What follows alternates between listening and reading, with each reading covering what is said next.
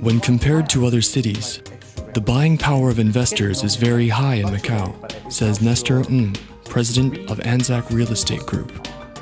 This is a very unique city. I work in Hong Kong, I work in the States before. We have a very unique city. I mean, the buyer here and then the investor here, the buying power is so strong. When you look at their mortgage percentage of how many people have loans on their house, you'll be shocked. I mean, only the newer off-plan sale or the newer projects that maybe most of these owners have mortgage. Back then, yes, a lot of buyers from mainland China, maybe overseas, but we all know mostly the buying powers from mainland China. The regulation, like the financial regulation, like monetary system, they cannot like union pay or the cash.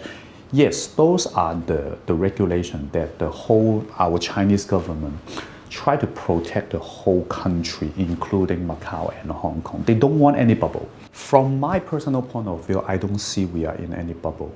In attempts to step in and protect local residents, the government is also exploring options, even speaking of a rental cap. Efforts met with some opposition. I support free market because in Asia, if I'm not wrong, India, Philippines, there are not many countries that have rent control in Asia. And in Macau, we do have, when there's rent control, from my experience and then also from my research and reading, when it's out of control, then you need to have some kind of control. But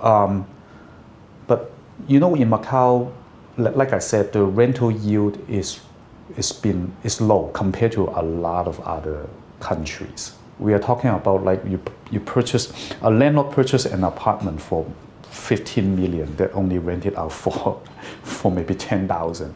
So the yield we're talking about like 1% or even less than 2%.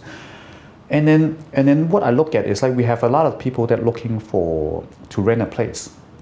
We don't have any problem. People never complain that, oh, I'm never able to find a place in Macau. It's so expensive, it's so ridiculous. And then we don't see that going on right now.